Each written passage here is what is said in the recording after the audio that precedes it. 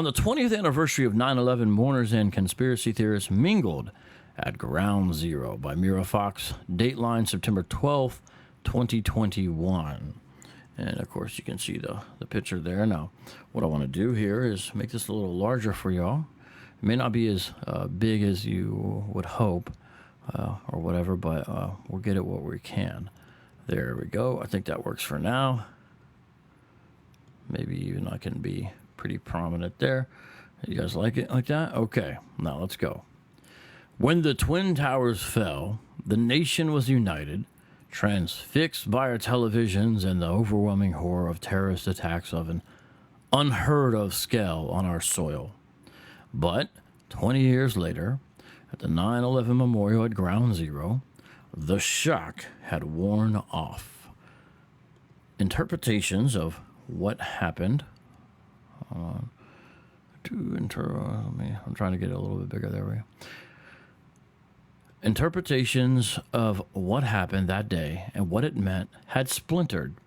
Mourners mixed with tourists and conspiracy theorists shouted on one side of the street while a brigade of firefighters passed by on the other. So painting the scene there of what's happening in Manhattan, or what was happening on 9/11 here. It's going to get more interesting. Shout out to Nate. What's up? You are Ahmad and you are good.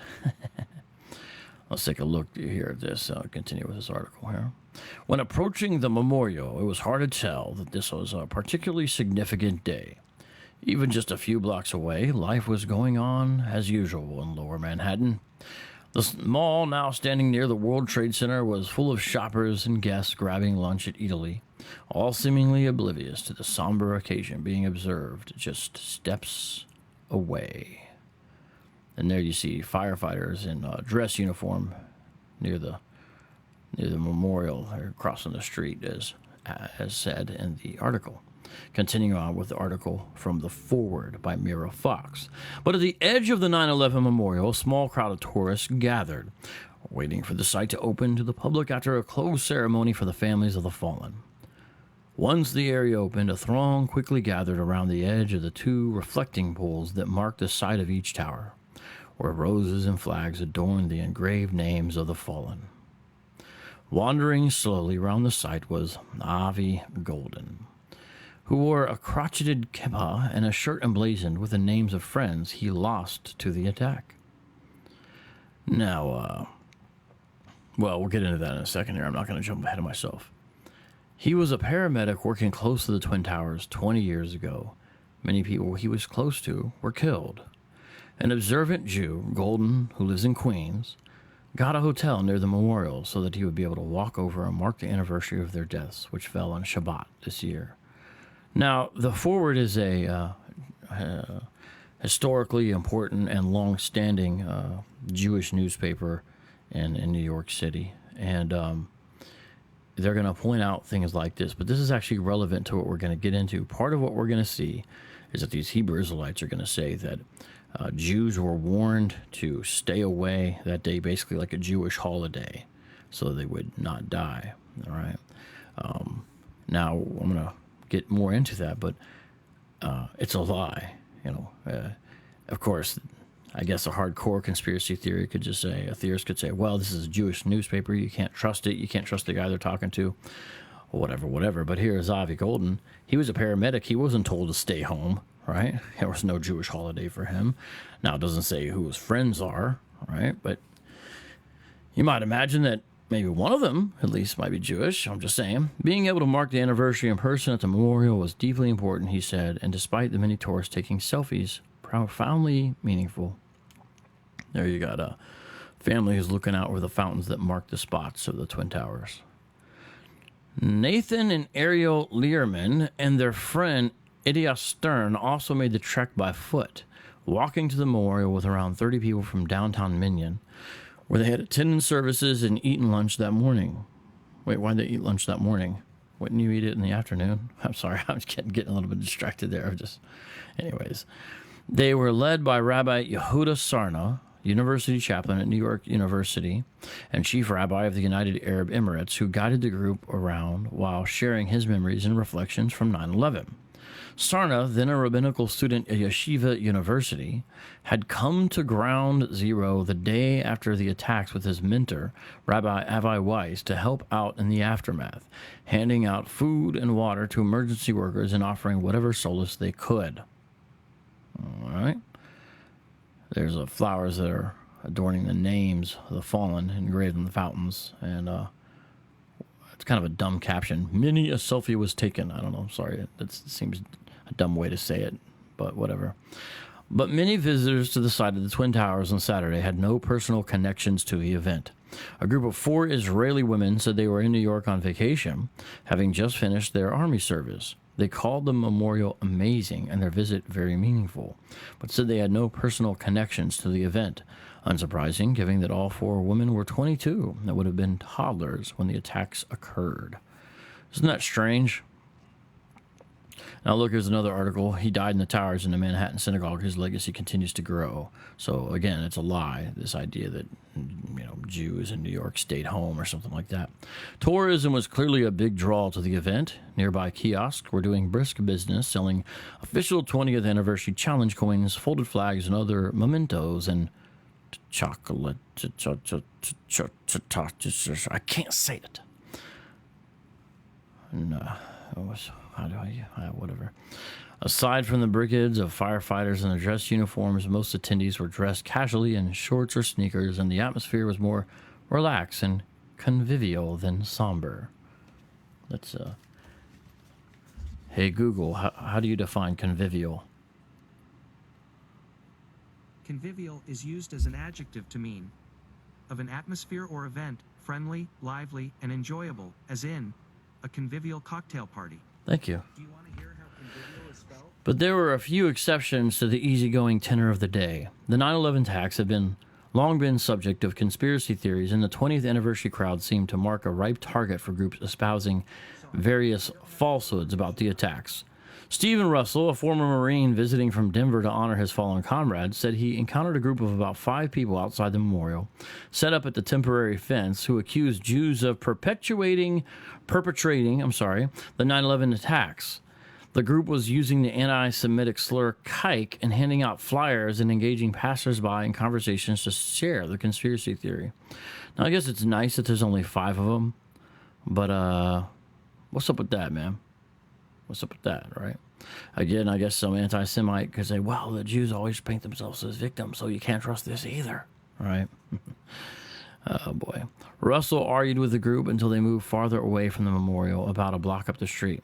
I don't care what you think about 9/11, but today ain't the day to point fingers, he said, adding that he was impressed with his own restraint in the altercation. Mr. Russell's impressed with himself. I'm sorry. I did a good job there, right? Reminds me of Han Solo in the first Star Wars. He's like, not a bad bit of rescue. And, sometimes I even impress myself. And Leia says, doesn't sound too hard. Flowers, a glove, and a flag adorn the names of the fallen there at the memorial. A group of people identifying as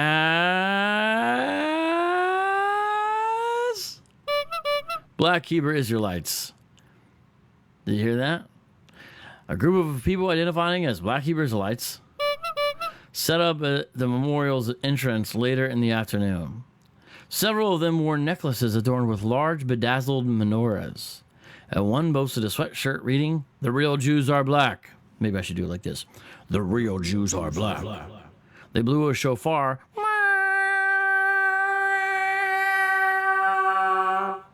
before launching into a lengthy speech blaming 9/11 on the government. Well, I guess we should expect this kind of thing, right, ladies and gentlemen? I mean, I can't tell you how many times I've heard Hebrew Israelites say the same kind of thing. Now, here they are showing up at the 9/11 memorial, which is fascinating. And I want to look at one thing here. Who are these guys? What's up, Justin Lee? How you doing? I don't mean who are the Black Hebrew Israelites, as is identified in the article. What group specifically was this? Let's look here. They had menorahs, okay, and it's at least more than one necklaces, several it says. Who would wear that? And then who would be part of a group where one of them could have a sweatshirt saying the real Jews are black? and also have a shofar, which is interesting. You know, they're going to say some anti-Semitic stuff, meanwhile appropriating Semitic culture. Well, it can't be GMS, because GMS wears smocks, they call them the priestly garments, over their shirts, and they don't have writing on the outside like that.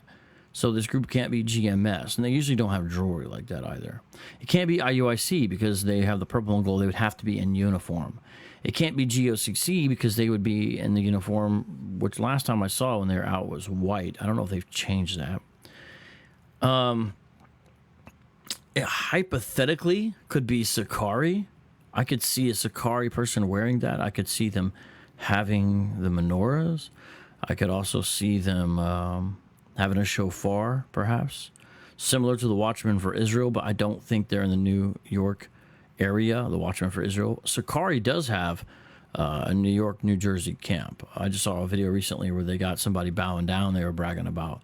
So this could be Sakari, hypothetically, right? Who else could it be? I don't think it could be ISUPK because they also have uniforms as well, and you couldn't have that sweatshirt. So it couldn't be ISUPK. Now, there's other groups. It could be a group we don't know of. I don't think Ambassadors for Christ, because they usually just wear the all black, and they're not very prominent these days anymore like that. Lions of Israel don't get out much. I'm thinking of some of the groups right there in New York as well, so I doubt it's them. My most likely candidate for who it is actually House of Israel.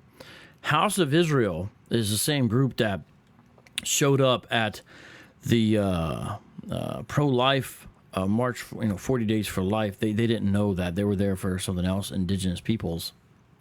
At the Washington Memorial, made the news in January of 2019 because they had the showdown with the Covington kids. The kids wearing the red MAGA hats from the Catholic school in Kentucky. So they have a tendency, the House of Israel, to like to try to go to high-profile events and make some noise, make a ruckus. In fact, the group in that area nicknames their camp the Pull-Up Boys because they'll pull up on you right there. And I know Chief Ephraim is in Brooklyn. I know that Zabak, the guy in charge, he's there. So it's like a real kind of New York East Coast based camp. It could totally be House of Israel. That's who I think it is. That's my number one candidate. Number two candidate would be Sakari. But I'm going to go with House of Israel, most likely to say this. I think the Sakari is a distant second. It could be someone else I'm not thinking of. I'd love to hear your thoughts if you have an idea about who it is. Now, I did some searching on the internet to actually try to see if I could find footage. Didn't find exactly what I was looking for that would give further evidence to this. And so you have a couple hints or clues there. So now, after that bit of speculation or detective work, depending on how you look at it, we're using some inference there and whatnot. Let's look at a little bit of what else is said. Look at this. A spokesperson for the group at the site also made the false claim that 300 to 400 white so-called Jews got emails the day before the attack warning them not to come into work the next day. He contended that this was proof that Jews were part of the conspiracy behind the 9/11 attacks. Oh, wow, wow, wow, wow, wow, wow. Now, I'm going to play some videos related to this, but let me just give you the quick version here. It's literally the opposite. In the attacks, 200 to 400 Jews died, including some Israelis. So it's literally the opposite. This person, this Hebrew Israelite who said this, I would want to ask them, who sent these emails? Who is the person or the organization or group hitting send? And then how do you know that these emails were sent out? Did a Jewish person leak it? Is there a photograph, a screenshot, a picture, a printout, anything, a forwarded message perhaps? Is there any kind of evidence at all? And it's funny that it says white so-called Jews. Does this person know the color of all the Jews who supposedly got this email? And why isn't it an exact number? 300 to 400? Wouldn't it be an exact number? Imagine missing your email, right? What if that, you know how sometimes you miss an email? That would be the worst email ever to miss. You know? Oh, if he just would have seen this email, he wouldn't have went on to work the next day. Now, the beginning of the article already shows this isn't true. But this is actually a common conspiracy. I'm going to play some video in a little bit here. But this is what they said. So Hebrew Israelites have no class, especially the One West variety. They have no taste. They have no tact. They have no sense of manners. They have no decorum. They have no protocol. They're rude and, to be frank with you, ignorant. I'm talking about the One West variety. I'm talking about this group really specifically.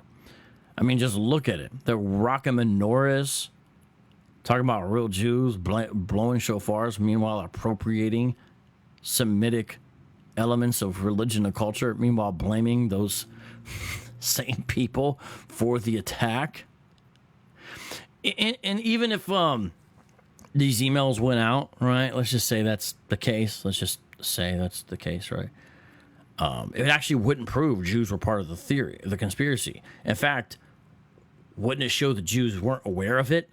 If they had to be told not to come to work through an email, wouldn't it show they were not aware, they didn't know it was going to happen?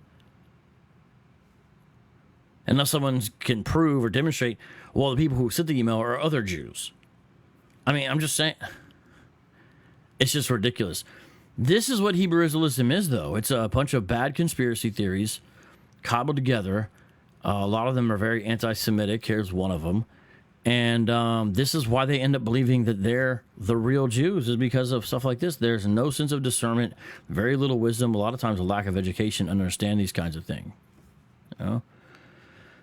Yeah, so Christopher Cunningham says, I have heard the conspiracy that no Jews went into work at the World Trade Center that day. That was debunked because we have a list of those that died.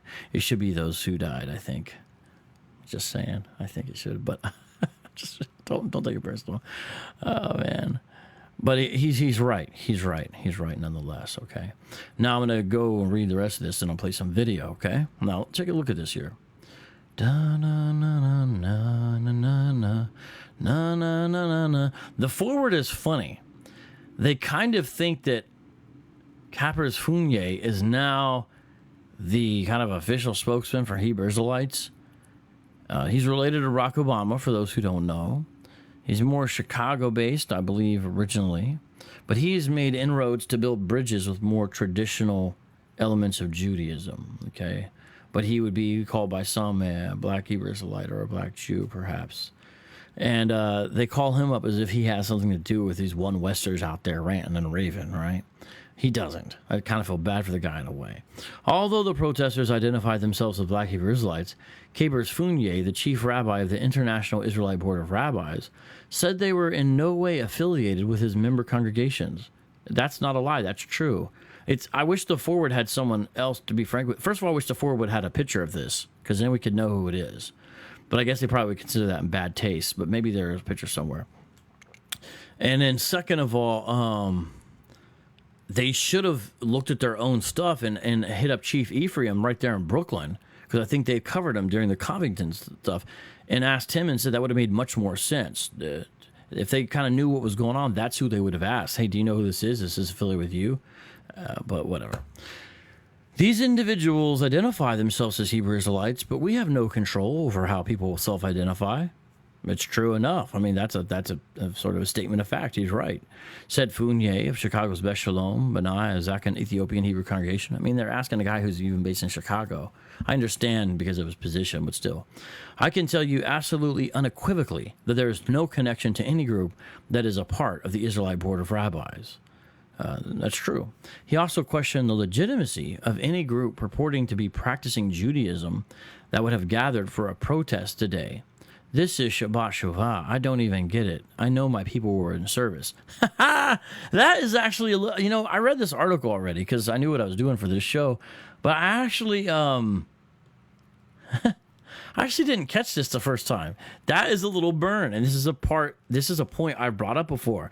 Good on you, Rabbi Fournier. He's exactly right. So this memorial was on a Saturday. You know what I'm saying? Right? Is that what he said? Hold on. Let me make sure. Wait. When was hold on. Yeah, it was. Okay. Just want to make sure. So the memorial's on a Saturday, right? And here, he's like, well, how legitimate are they if they say they practice this religion? Now, they would say they don't practice Judaism, but still, they say they follow the law, follow Torah. And they're gathered for a protest, clearly work. And he's like, this is Shabbat. I don't get it. I know my people, he said, they're where they're supposed to be. They're in service, observing, hearing the Torah being read in their hearing, right? Listening to cantors and whatnot, right? Saying the Shema. Shema Israel, Shema Israel. You know, that kind of thing, right?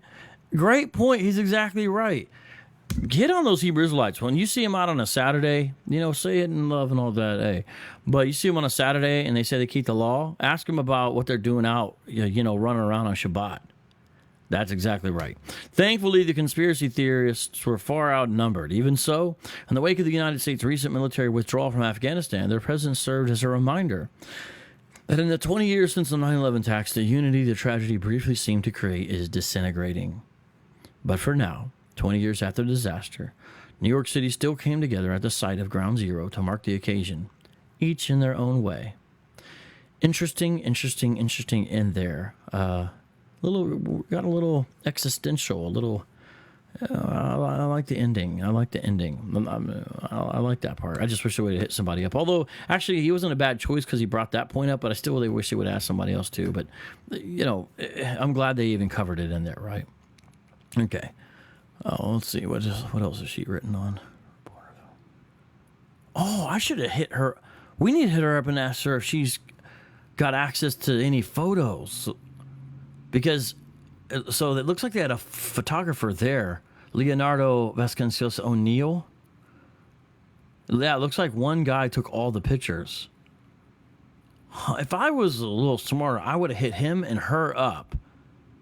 You know? But these look like these original images. These aren't like AP or Reuters or anything. So that means they could have some. You know, they don't use all the pictures for the article. Like I said, they might have saw that as in bad taste.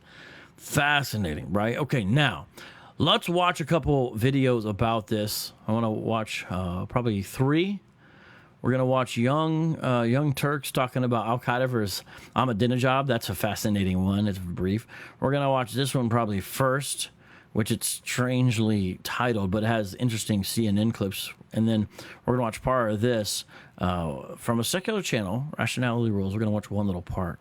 But I'm actually going to go to the videos now. So here we go to the first one. Some absolutely incredible 9/11 conspiracy theories. The web, of course, is full of them. But tonight, we're bringing one out that feeds on racism out in the open. We were absolutely shocked by one recent poll that found out that 1 in every 3 Americans believe the terror attacks were not the work of America's enemies, but some sort of inside job. And Deborah Farrick found a smaller percentage who believe an even uglier theory. This 9/11 attack was not by 19 Arabs. It was not by Muslims. They talk about a Jewish plot. Everywhere you look, you find a Zionist agent. A conspiracy by Israeli intelligence. في اللحظات نفسها. Or by Zionist moles in the Bush administration, allegedly calling the shots in the Middle East. Websites, magazines, documentaries, radio programs, dozens of them disputing the facts that Al-Qaeda was behind the 9/11 attacks. It was done by a group of Zionists. Are you suggesting that Al-Qaeda had nothing to do with it, that this was all part of a large conspiracy, Zionist or otherwise? Al-Qaeda is, in my opinion, has been exploited. I question whether such a group even exists. Chicago writer. I'm going to let the rest of this play. You're just going to hear my voice for a second here. Just a question. How can you exploit in a group that doesn't exist? So he makes two, in that little short of time, notice how wacky these conspiracy theorists are. In that short amount of time, he makes 2 conflicting claims. Al-Qaeda has been exploited. Well, I question if they exist. Well, you can't exploit a group that doesn't exist. Just silly. Christopher Bolin is one of the conspiracy theorists.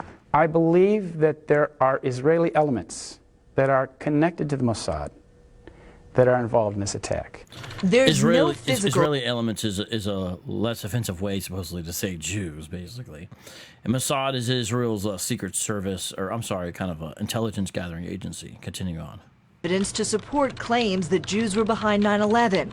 But the speculation and rumors, mostly discounted here in the U.S., have gained momentum in Muslim countries, where they're discussed and believed. Deborah Lauder is with the Jewish-run Anti-Defamation League. What's most troubling is when it reaches the internet and goes into the Muslim Arab world, we have this cross-fertilization of hate, and this is something we've never seen before. A whole web of beliefs has grown to support this conspiracy theory. Listen to these Americans interviewed on Iranian television. This is a big plot to take control of us, to start war. One of the beliefs is that some 4,000 Israelis or Jews in the New York City area were warned by instant messages not to go to work on 9/11. For Wilton Sexer, a retired police sergeant who is Jewish, the claim is outrageous. The remains consisted of a piece of bone, 2.5 inches long and about 1 inch wide, about the size of your index finger. And that's all they ever found? That's all they ever found. Sexer's son Jason died in the towers. He says Jason received no warning. Neither did some 400 Jews who died in the tragedy. Give me the names of the 4,000 Jews who stayed home. Show me something. There is nothing to show. This is a total, ridiculous, asinine rumor that was started by anti-Semites. I think that conspiracy theories in general really do work a bit like a game of telephone. You know, they are told and retold and tend to get more and more far out in the telling. When you imply that somehow Israelis were involved in the attack on the World Trade Center and the Pentagon, people are going to look at you, critics will say, you are an anti-Semite. Are you? No, I'm not an anti-Semite. This is the main charge that's leveled against me and has been for years, even before 9/11, because I am a critic of Zionist policies. That's a very common technique among anti-Semites. They will twist things. I'm not an anti-Semite. I just believe X, Y, Z. Anti-Semitic or not, the question now, will this 9/11 conspiracy theory become like the Kennedy assassination, analyzed for generations as an unsolved mystery? Deborah Fayrick, CNN, New York. Time to check in with our Out in the Open panel. Sure they have plenty to say about this. Lauren, Michael DeRoy, welcome back.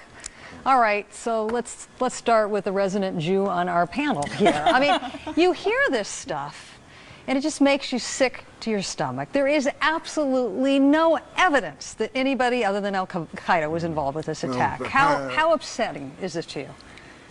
Look, we've been kicked around for 2,000 years. The face you're looking at's got a lot of anger in it because of that.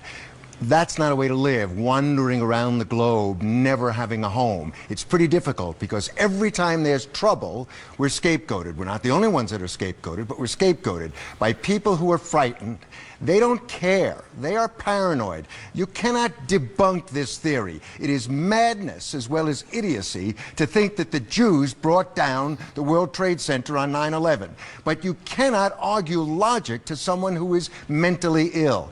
What frightens me is that the whole nation is frightened, and that fear is being fueled by this administration and by the media, not you, just the opposite. I congratulate you, and I'm grateful for Present company excluded, you know, the whole media except for you. You know, it's funny, this guy saying, you know, arguing with someone, you know, just I want to point out a few things. I could see why he's upset, obviously, though. I mean, that makes sense, right? But he's saying you can't argue with someone who's mentally ill. I mean, really, that's more of a slur to people who hold to conspiracy theories. I don't think most people who hold conspiracy theories are mentally ill, though. I think they have a set of mistaken presuppositions often, and they'll have elements that connect to their mistaken assumptions that might line up, say, in a conspiracy theory that they hold to. And there's sort of a lot of times sort of an inherent sense of rationality within the conspiracy theory. Well, if this, then that type of thing. Meaning if you follow it, you kind of say, okay, I see. I mean, I'm not saying it's right, obviously. I'm saying that I don't think it's as simple as that. But I do understand his frustration. It's very difficult to have a legitimate discussion with people who hold to conspiracy theories. You know, their grip on reality oftentimes is shakier than you wish it was. But I think that's a lot more people than we realize. I don't think that's mentally ill. I think that's the ability for us to deceive ourselves and our lack of wisdom, our foolishness. You know, these are really in certain ways, products of sin. Seriously, to bring this stuff out, because it is in those times that Jews, like other minorities, better get scared, better get angry, better fight for what's right, and try and convince people courage is the cure for paranoia, not racism. Is this just a smear campaign for anti-Semites? I think I agree with Michael. I mean, the blame the Jews theme is something that goes back about 2,000 years. I mean, it's a really hardy varietal. But look, I mean, we know who pulled off 9/11. Richard Minard writes about it in his book, Disinformation. He quotes directly from Osama bin Laden, who says, on a tape we found, we calculated in advance the number of casualties from the enemy who would be killed based on the position of the tower. We had notification since the previous Thursday that the event would take place that day, unquote, says Osama bin Laden himself. But what it is, Michael's right in the sense, but Michael's right in the sense that. Whoa, just chill out. He's on your side. Why is the guy taking over again? That is a good point. So, you know, you look at like the Al Qaeda Reader, for example. You see all kinds of comments by different folks in Al Qaeda. These are documents produced in some way by Al Qaeda in this book,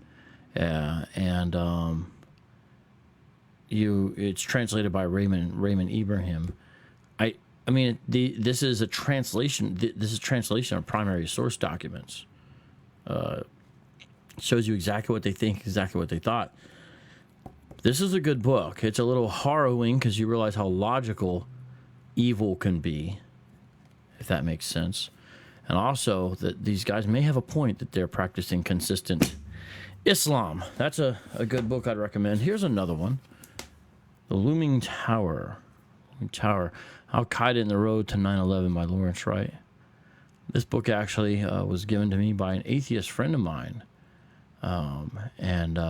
This is good, pretty definitive, and really shows you what was going on. I mean, this book describes itself as the definitive history of the long road to 9/11.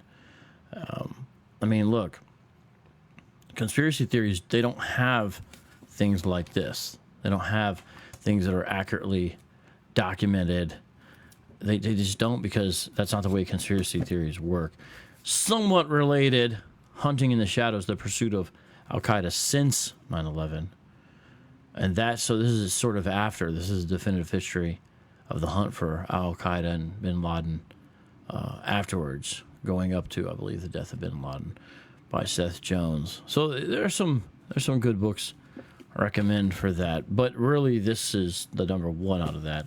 So he makes a good point. But let's look at this a little bit here. We have a government that has led us into a war, and most Americans, even the smartest of us, sit around and go, now why again are we here in the war? And when there are blanks, we often fill in the blanks, and those blanks are filled in by misinformation, urban legends. We create stories, and people believe things. You're talking about a very unpopular war. We're talking about 9/11. No, but what I'm talking about is the war is based upon what our government told us, this fear that we have from 9/11. This will get worse as the unrest in the Middle East gets worse. This problem will not go away. And the reason it won't go away is because we don't have an administration, as we once did, that said and counseled us, we have nothing to fear but fear itself. I love how, I try not to be, I'm irritated by how insanely partisan this is.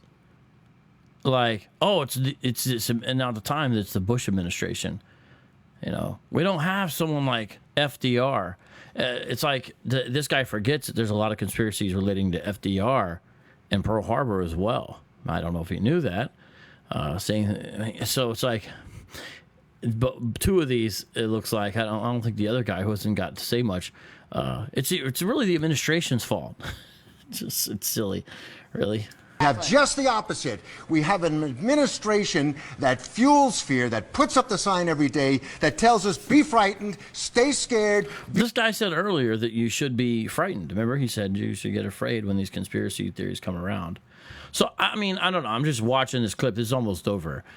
This is kind of a commentary on the talking head thing. This is me just getting annoyed with the news. But I think we should do this when you watch these kind of things, like process through what they're saying. And I'm just doing that. It's a little bit of a worldview analysis on today's Street Apologist Live. Worried, and so we are suspicious, we are xenophobic, and we don't like anybody that's different from us. How concerned are you that these Pogroms will be next. conspiracy... Okay, so he's going a little too far. Pogroms will be next. I mean, it's not like this man doesn't have any influence. He's invited on CNN. So I just... It's a problem, but you're going way off into some other hyperbole. Let's focus on anti-Semitism and 9/11 specifically. Pogroms will be... It's hard to take you serious if you say stuff like that, man. Who is this guy? Will take even deeper hold. Look, I think it's entirely possible the kind of people who are spreading this sort of stuff will continue to blame the Jews for anything that can go wrong. Let this guy speak. He's clearly the most rational of the group. I appreciate everything he's saying. He's right. Why are they just cutting him off? This is what is annoying about TV. You know, you got to yell and scream to get your place. This guy is... I wish it was just him. He's quoting from a source, from a book, clearly the most rational. He's not, you know, out there all wild-eyed. Jeez. It's very important as this war on terror continues to point out exactly who the bad guys are, which are Islamo-fascists who want you, and me dead, and want people dead around the country, and they're engaged in tremendous violence, killing thousands of people all around the world, starting with, well, even before... Oh, no wonder. He's part of the Hoover Institution. The Hoover Institution, officially the Hoover Institution on War, Revolution, and Peace, is a conservative American public policy institution, a research institution that promotes personal, economic-related freedom and provides unlimited government. So, he's part of the Hoover. So they actually invited a conservative on there. The current director is Condoleezza Rice. Well, no wonder this guy makes the most sense. He's conservative. I'm sorry.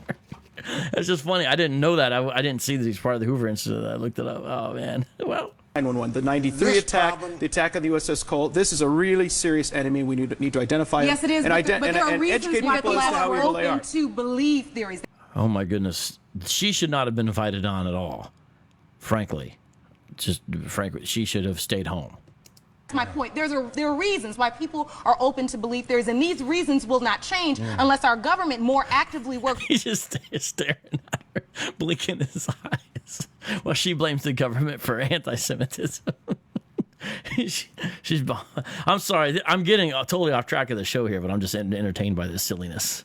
To inform us of what the real truth is, so people are not here playing guessing games. Lauren Lake, Michael Gross, DeRoy Murdoch. Fascinating discussion. Thank you. Thank you. It's not a guessing game. They're openly blaming the Jews for 9/11, along with all other kind of conspiracy theories where people blame Jews for everything. It's not a guess. What is this? These people are so silly. The news is so silly. Dinu, you caught that? She introduced him as the resident Jew. That was odd, too. Hoover Institute guy. That's my man. It's funny. Before I knew he was part of the Hoover Institute, I was like, this is the only guy we should be having on. He's a conservative. Praise the Lord. Your anger was palpable during that piece as well. Well understood. Okay. You were super upset, and it was obvious to everybody you were losing it. That's what she just said. Your anger is palpable there. Settle down, guy. You're about to burst a blood vessel. Live's coming up in just a few minutes. Hey, Larry, you're going to talk to the owners of Barbara tonight?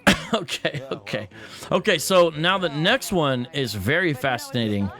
I dislike the Young Turks, but they put out these little news clips, and every now and then they have something interesting. And so we're going to watch this. This is an important one. But did you catch, by the way, it used to be, it was instant messages. It wasn't emails, so the conspiracy theory changes. And the number was different as well in this version of the conspiracy theory. So let's look here and see what the Young Turks say. This is kind of a funny story, actually. It's basically Bin Laden fighting with Iran over taking credit. You'll see. Just watch this. Ahmadinejad, of course, the leader of Iran, the so-called leader, of course, he didn't really win that election. Anyway, goes to the He's United still the leader, even if he didn't win the election. But I get what you're trying to do there, bro. Nations and does a fiery speech where he says 9/11 is an inside job and that it was not Al-Qaeda at all. It was the United States government. Let it go. And Al-Qaeda has a response to it. So I was curious to see which way they went with it. So this is funny. This is kind of funny. Because you have Ahmadinejad saying, hey, this is actually, and by the way, he blames the Jews too, but basically, hey, this is somebody else that did this, right? Inside job. And bin Laden's going to be over here like, hey, give me some credit for my achievement. That's what the nature of this discussion is. It's pretty funny. Wow. They said the Iranian government has professed on the tongue of its president Ahmadinejad, which already sounds kind of dirty. So this is bin Laden talking about Ahmadinejad. It does not believe that Al-Qaeda was behind 9/11, but rather the U.S. government. Okay, so is Al-Qaeda going to support Ahmadinejad or not? They say, so we may ask the question, why would Iran ascribe to such a ridiculous belief that stands in the face of all logic and evidence? Bin Laden putting the slap down on Ahmadinejad, the president of Iran. This is just hilarious. And he's also, give me some credit over here, man. It wasn't an inside job. We did this. Al-Qaeda is pissed that they're not getting the credit. Right. They're like, what do you mean? We do this big bombing, and now you're going to say it was the Americans? You're crazy, man. We go to all this trouble.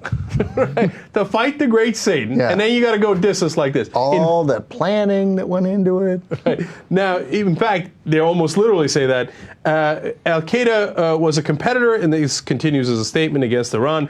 Al-Qaeda was a competitor for the hearts and minds of the disenfranchised Muslims around the world. Al-Qaeda, an organization under fire with no state, succeeded in what Iran couldn't. So bin Laden is saying to Iran and Ahmadinejad, hey, here's our little misery position. You've got a whole state apparatus behind you. Look what we pulled off that you couldn't do. And then you're going to give the credit to some insiders? Nah, bro. Bin Laden, not totally putting the smack down on Ahmadinejad It's like, there. oh, yeah, you want to hit America. You guys suck. We hit America. Now you're trying to take that credit away from us, pretending it's Dick Cheney. Okay? And then finally they said, all Iran ever does is, quote, give lip service jihad against the great Satan. Lip service jihad. Oh, man. Say what you will about terrorists, but they know how to put the smack down verbally as well as physically, right? He's like, we're busting our ass here trying to fight the great Satan, and all you ever do is give lip service to it, and then you come turn around and try to take away our credit. Not going to happen. I mean... finally something we can agree with Al-Qaeda on. Well, I suppose. It's as if like somebody came out and was like, hey, you know what, remember when Mussolini killed all the Jews? And Hitler's like, 999! Wait a minute, that was me. You can't take that credit away. Yeah, yeah. I didn't see you coming up with the final solution. Yeah. Lip service on the Holocaust. Anyway, so it is a bizarre story and weirdly amusing. One of the few times I agree with the Young Turks. Fascinating stuff. Now, let's look a little bit more at debunking this, okay? Like all things 9/11, this video is... Like all things 9/11. I know it doesn't really sound like that.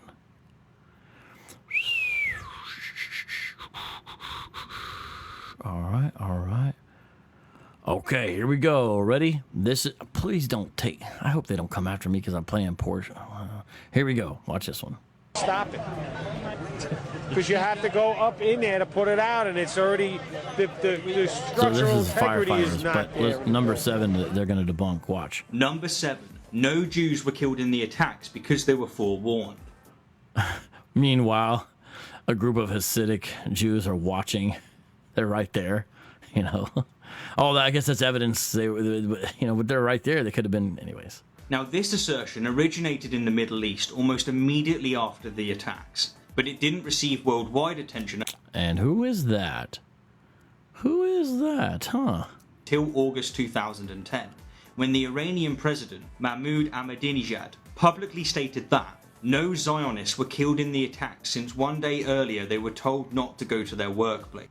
Some segments within the American government orchestrated the attack to reverse the declining American economy. So what a dumb conspiracy theory. You know, this massive place where trade and commerce happens, right? American government was like, hey, let's topple those two towers at a massive financial impact. That'll help our economy, right?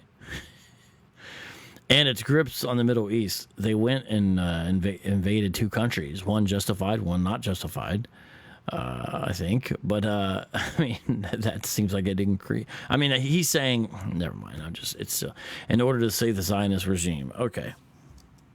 And that the attack deliberately created and prepared public opinion so that everyone considered an attack on Afghanistan and Iraq. Now again, if this assertion is true, then it's extremely suspicious. But, again, it's not. And because of this, it's one of the most contemptible and outright insulting conspiracy theories I've ever heard. In actuality, the number of Jews who died within the attacks is estimated to be between 270 and 400, a number that closely reflects... So you see there in the top, it's a quote from Al-Qaeda. You see that? And, they're showing where the source of some of this stuff is from. See that? See that? Notice where it came from. You should actually probably read this. What's on the screen? I pause it for a little bit, but I encourage you to read that. But I got to keep on going here. The percentage of Jews working in the area at that time. This assertion is simply a despicable lie. Anyhow, for the next two arguments, I've got a guest who knows a great deal about... All right, so there's just a clip of that. I'm just playing a little clip of that, all right? And then we come back over to me. So, what do we have? We have the 20th anniversary memorial of what happened on 9/11.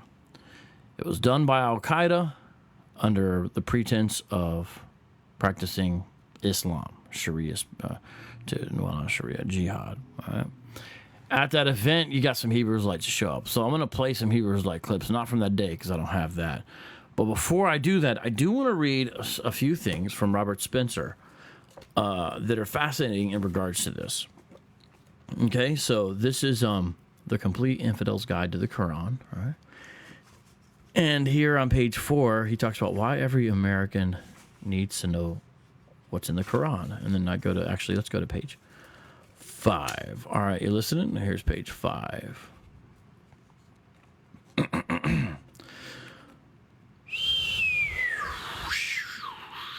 Okay. To the contrary, they comprise a global movement active from Indonesia to Nigeria and extending into Europe and North America that is dedicated to waging war against unbelievers, that is non-Muslims, and subjugating them as inferiors under the rule of Islamic law.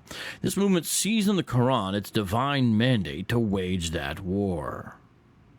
For example, in March 2009, 5 Muslims accused of helping plot the September 11th attacks, including the notorious Khalid Sheikh Mohammed, wrote an Islamic response to the government's 9 accusations.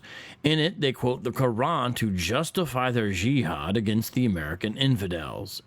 In God's book, asserts the letter, quote, He ordered us to fight you everywhere we find you, even if you were inside the holiest of all holy cities, the mosque in Mecca and the holy city of Mecca, and even during sacred months. In God's book, verse 9, actually verse 5, Al-Tabla, the Quran's 9th chapter, says this, Then fight and slay the pagans wherever you find them, and seize them, and besiege them, and lie in wait for them in each and every ambush.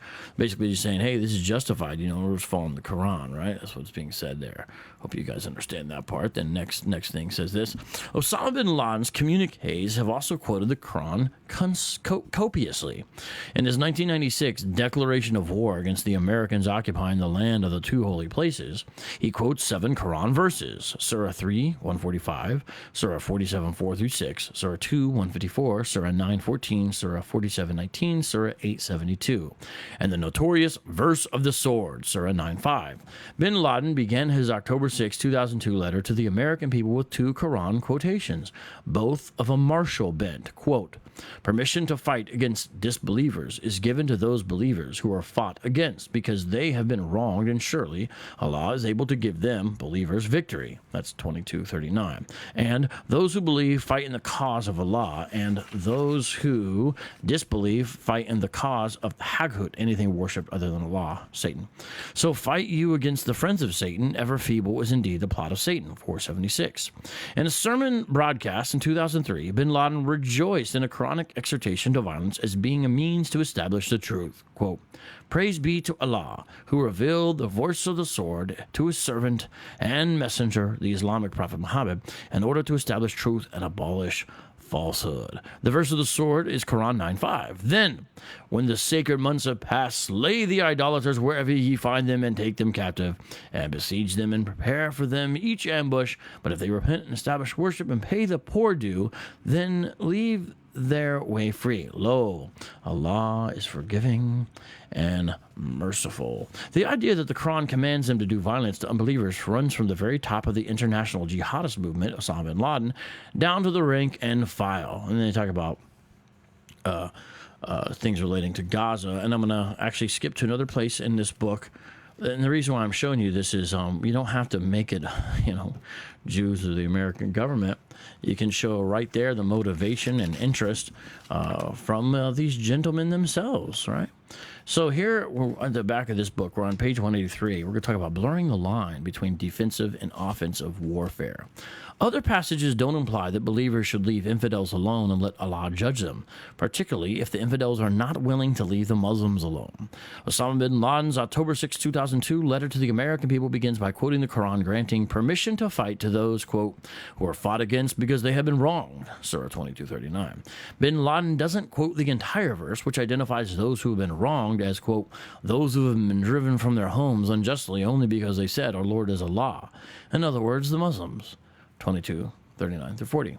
This is mandated defensive warfare, a command the Quran reinforces elsewhere. Allah tells the Muslims to stand and fight against the infidels, not to flee. Quote, "O ye who believe, when ye meet the unbelievers in hostile array, never turn your backs to them. If any do turn his back to them on such a day, unless it be in a stratagem of war, or to retreat to a troop of his own, he draws on himself the wrath of Allah, and his abode is hell, and evil refuge indeed." 8:15-16. It's like no surrender, no retreat, right? This follows a passage in which Allah directs the angels to strengthen the Muslims and promises to, quote, "instill terror in the infidels' hearts." He tells the Muslims to, quote, "smite ye above their necks and smite all their fingertips off them," Surah 8:12. Here again, this is all characterized as a defensive action. Quote, "This is because they contended against Allah and his messenger. If any contend against Allah and his messenger, Allah is strict in punishment." Surah 8:13. "And the infidels will end up in hell." Quote, "Thus will it be said, taste ye then of the punishment for those who resist Allah is the penalty of fire." Surah 8:14. I'm going to keep on going. No, I'm probably going to stop right about there. And then I'm going to read something similar. Okay, something similar here. This is a politically incorrect guide to Islam and the Crusades, also by Robert Spencer. Just going to read a couple things. All right, here we go. When Osama bin Laden killed innocent combatants in the World Trade Center, innocent non-combatants in the World Trade Center on September 11, 2001, and later his co-religionists captured and beheaded civilian hostages in Iraq, American Muslim spokesman blandly asserted that this targeting of innocent people was forbidden by Islam.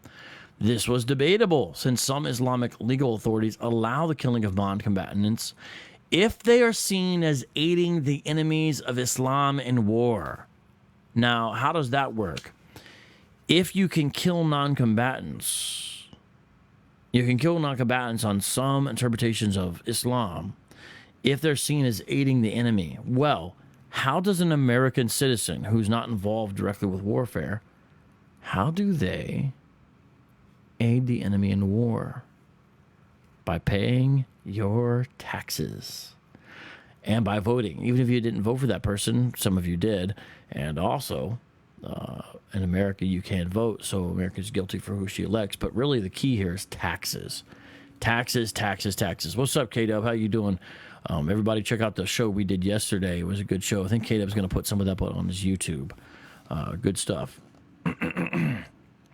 However, even if the principle were correct, it would give way to another that arose out of the Nakla raid. Persecution is worse than killing, and therefore to fight against the persecution of Muslims by any means necessary is the highest good. And then I think we've got one more little thing here. Where'd it go? All right.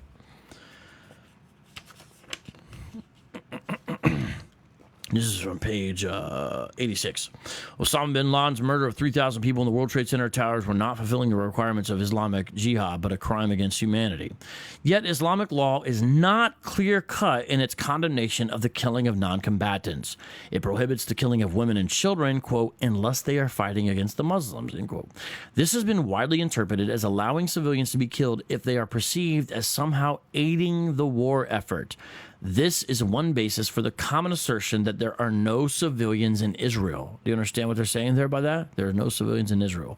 A lot of Muslim, well, to be frank with you, terrorists say. Some Muslim leaders have argued for that on the basis that everyone, simply by virtue of being in Israel, is trespassing on Muslim land and is thus at war with Islam.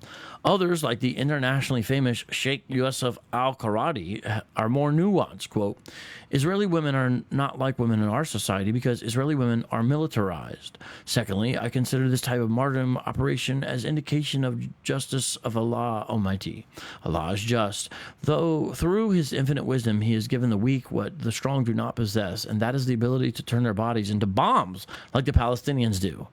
Wow, thank Allah for enabling us to do that and kill innocents. Like, that's so nice of him. He does that, isn't it? We only have a little bit more time left here, and I want to wind up showing some video footage of GMS talking about 9/11, even though it's not, they're not the group that mentioned there. The large there crosses the Great Millstone. So I walk to the Yakim out there on the highways and byways. Noise in this world abroad, all around the world, please spread the power of our Lord Yahweh. Let's see. All right, here we go. For example, 9/11. This is the anniversary of 9/11, right? What happened? This video is less than a week old. They did this on the Saturday that was the 20th anniversary of 9/11. So let's hear GMS talk about 9/11. 9/11. Sudden destruction. It was a nice, colorful day, just like today, you know? The sun is out, you know what I'm saying? Everybody was going about their business, you know? And what happened? You had fucking planes flying into buildings, supposedly, you know? You had the Twin Towers collapse. You had the Pentagon, and the Pentagon got hit. Got destroyed. So all hell was breaking loose. It was nothing but, it was prayer. It was nothing but hell on that day. People were catching all kind of hell. Yeah, that was a heavy day. Done. Yep. You got their firefighter personnel. You know, when the buildings collapsed, they didn't have the proper equipment. There was inhaling all the debris and all of the shit that from the buildings that collapsed. You know, so people were catching all kind of hell, left and right. And you know, people don't realize it, but there was more than just the two towers that fell. Because there's a lot of other smaller towers around it that fell. Oh yeah, Building 7. Building 7. You know, which they took that one down. They took them all down, but you know, they had to take that down because of the danger to the rest of the buildings. Building 7, yep, they went down. But what's so spiritual about that 9/11 day is that when you look at the 9/11, it's literally 9 and the two towers, the 11. That's one and one, the two towers. Why they choose that day, huh? Because these devils deal with predictive programming. They deal in witchcraft, man. That's right. And when you look at the Illuminati card game, they actually predicted the fall of the towers, man. They predicted all, you know, a lot of these things, these major world events, because these are planned ahead of time, you know, by the elites. The elites orchestrated 9/11. So so they could bring in that Patriot Act to spy on you people. You know, that's why your rights are have been completely destroyed since 9/11. Yeah, that's right. They show you that enemy to state. Well, I actually agree that the Patriot Act went too far.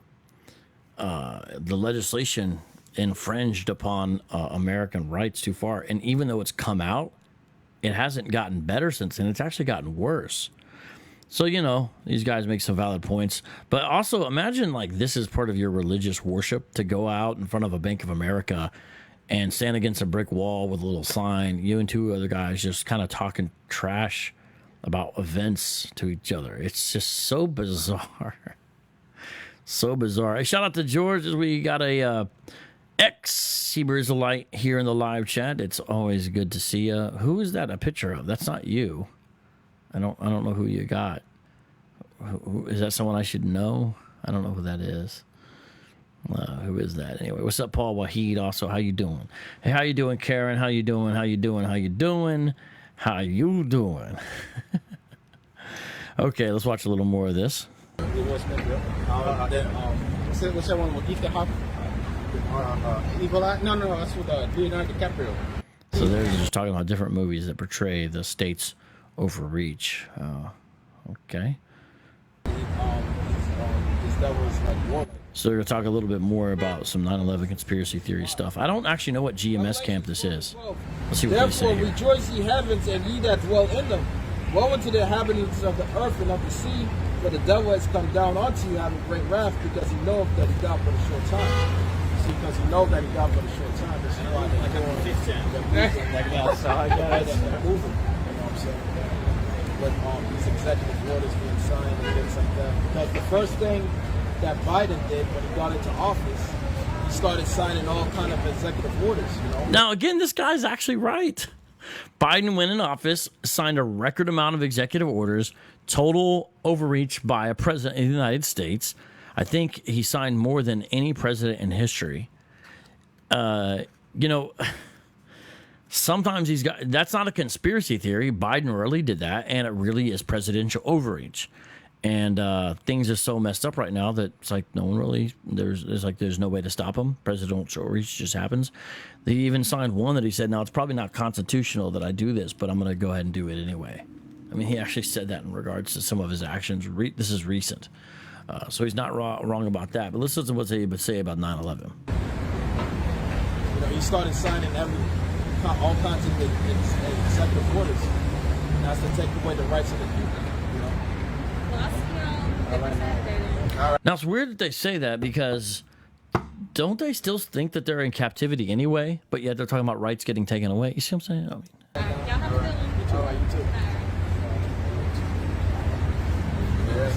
Today's a highly spiritual day. This is 9/11. Yeah. So the spirit is I think they saw a lady they liked. You can kind of tell. It's pretty obvious, isn't it, ladies and gentlemen? Oh, yeah, Norm Macdonald. He died at 61. That was probably my favorite comedian, to be frank with you. Heavy on these so-called conspiracy theories, man. All right? Because, you know, the average person, like you said, you know, she asked, you know, the people stopping them. No, they don't. Because they don't see this thing. You got to have vision to see this thing. You know, because the average person is stuck on stupid. Isaiah chapter 16, verse 2, he said what? Gross darkness covering these people. When you tell these people about the boule, you know, you tell these people about the boule, these secret societies, right? The Club of Rome, the Trilateral Commission, you know, the Scottish Rite. Imagine spending your Saturday with purchased. I mean, are they even really promoting Hebrew Israelism at this point? They're just out there promoting conspiracy theories. You know, the York, Prince Hall Freemasons, all these different secret societies and what they do. You know, the Bilderbergs, you know, Council of Rome, the Club of Rome, and all these different. I think you already said that one. It isn't the Bilderbergers. Society that the movers and shakers of this society, they don't believe it. They just think it's like some bullshit. But the New World Order is in the scriptures. That's right. You know, the New World Order is indeed in the scriptures. That's right. You know. But at the end of the day, not everybody's going to get this.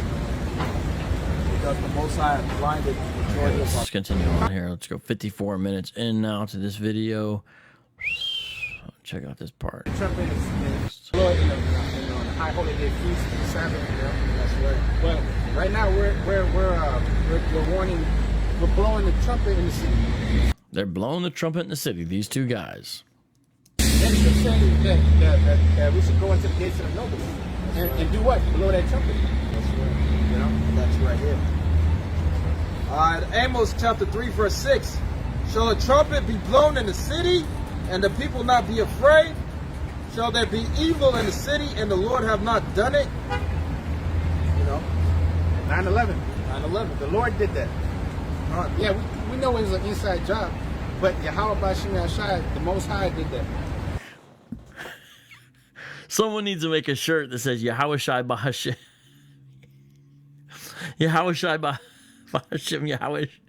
I'm sorry. Yahweh Bahashim Yahweh Shai did 9/11. Someone needs to. We know it was an inside job, but Yahweh Bahashim Yahweh Shai did that. That we should go into the gates of the nobles. I want that shirt. Yahweh Bahashim Yahweh Shai did 9/11. Amos chapter 3 verse 6. Shall a trumpet be blown in the city, and the people not be afraid? Shall there be evil in the city, and the Lord have not done it? You know, 9/11. 9/11. The Lord did that. Yeah, we know it was an inside job, but Yahweh Bashim Yashai, the Most High, did that. All right. He put the spirit on those devils to kill 3 or 4,000 people. What was it? He put the spirit on those devils. So Muhammad Atta is animated by the spirit of Yahweh Bahashim Yahweh Shai, according to this guy.